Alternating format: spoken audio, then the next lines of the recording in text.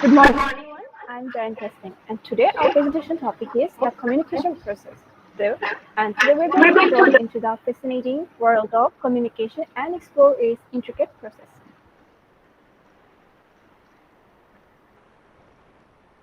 Okay, so what is communication? Communication is the process of exchanging information, thoughts, and ideas and feelings between individuals or groups.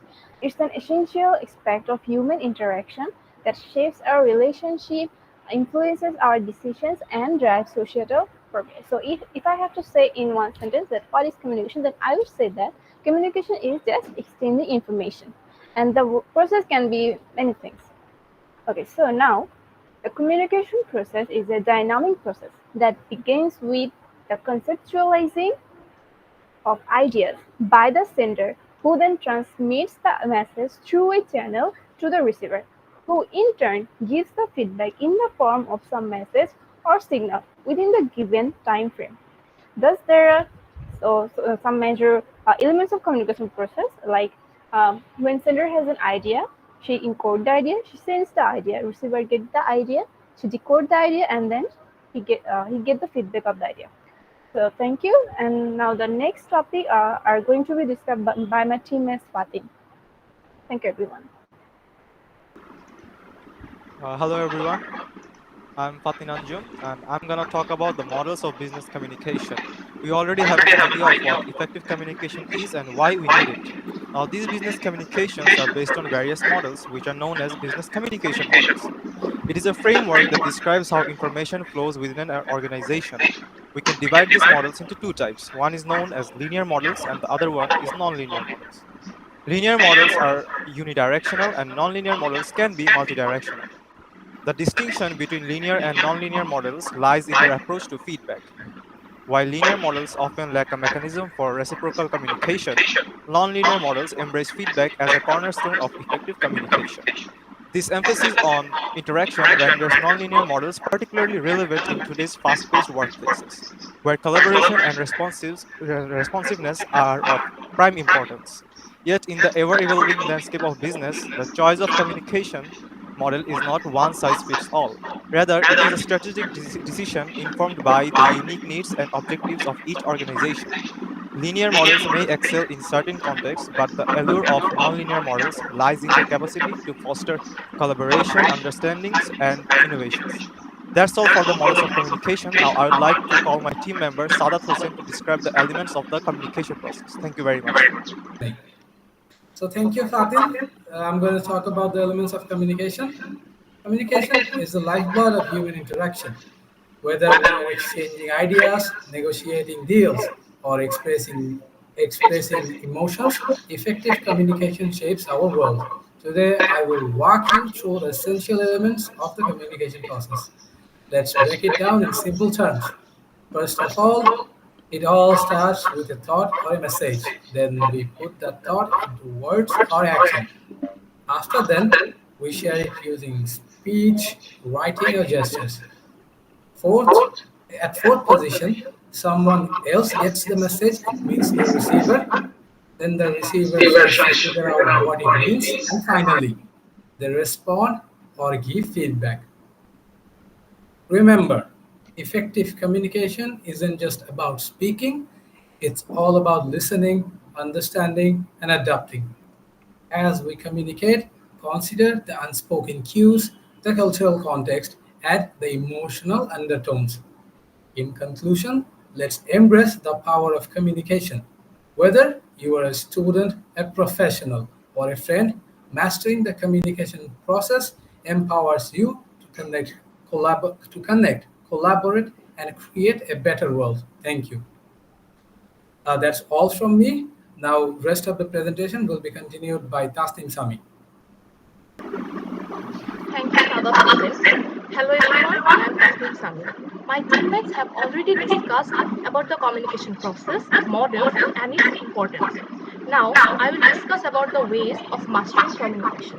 To make communication successful, one needs to make effective strategies, be mindful of his surroundings, diverse workforce, and use appropriate channels. To properly strategize it, Communication can be broken down into two parts, internal and external communication. In case of internal communication, identification of good and bad communication, active participation, clarification, and transparency of the message must be ensured to build trust and loyalty. In case of external communication, knowing the audience, being relevant, use of appropriate channels and words will deliver the message successfully. Again, to properly manage a diverse workforce, it is crucial to be inclusive. Company must accommodate and include every single employee regardless of their background. This means avoiding stereotypes, using proper channels, and being mindful about people's culture. That's all from me. Now Sakibur Rahman will continue from here. Okay, thank you, Sami, for giving me the floor. Hello, everyone. This is Sakibur Rahman. Effective communication in an organization, it mostly depends on how the communication channel is selected in a most efficient way. Communication channel, it refers to the method or medium or any manner of sending or of sending and receiving message by the sender and the receiver. It is communication channel, it can be either written or verbal. Written channel, it mostly communicated with emails, letters, or list, which is generally used when notifying any specific information or facts. Whereas the verbal channel, like face-to-face communication, phone calls, video conferencing, any meetings, which are generally used in an organization when need immediate feedback or having any time urgency or or yeah, or when the message is simple with proper explanation for message is simple with proper explanation. So yeah, next slide please. Choosing the best communication channel. Choosing the best communication channel in an organization is very crucial to maintain an effective communication in a workplace. There are some steps like identifying what kind of messages needs to be sent, like formal or informal, general or in general, one-way or two-way messages. This identification is very crucial for choosing the best communication channel. And nextly, considering the organization's culture around communication, which is very needed, which is very needed. And lastly, pick proper delivery method based on the audience, which is very essential for choosing the best communication channel in an organization. So yeah, that's all from me. Thank you so much. Now I would like to give me the floor to Tasria. Thank you. Thank you, Sakibur. My name is Tasria. So, communication barriers are things that make it difficult or impossible for people to communicate effectively, which can result in miscommunication, incorrect interpretation, or inefficient information transfer. This obstacle might arise from individual, interpersonal, or cultural issue can happen at different phase of communication process. Uh, the main communication obstacles are semantic barriers, physical barriers, psychological barriers, cultural barriers, organizational barriers. So, if we actually reduce these obstacles, we can maintain the effective communication. So, it's a very important to uh, reduce all these barriers for our communication process and effective communication. Thank you. That's my part, and I would like to give my slot Samir Rahman. Thank you, Tasria, for your part. In my part, I want to talk about the case study that we did. Now, when I was reading the methods of communication model, I had some questions like, do these methods work in real life? Do companies or organizations really follow these rules or methods? And how much effective are these for the company? So to get answer of these questions, me and my team went to Citibank Gulshan branch, and we did observe some things. Like my teammate said, there are internal and external methods for communication, and the bank also had different methods and standards for this.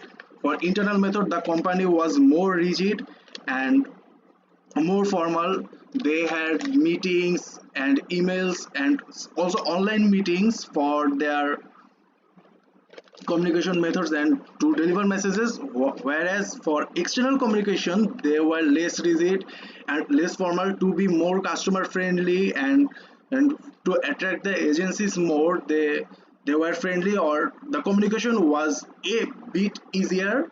I wouldn't say the communication internal is harder, or but the external is somewhat easier. Now there is another problem that happens in organizations like banks, like they have some employees that are older and some employees that are younger, so this creates a cultural barrier for the problem, and this is the most strong problem I see in most government and offices and banks. So Citibank tackled this problem very effectively using the communication model, as they were extra formal and they follows the rules of cultural barrier this problem was tackled, and the organization does their communication very smoothly following the model.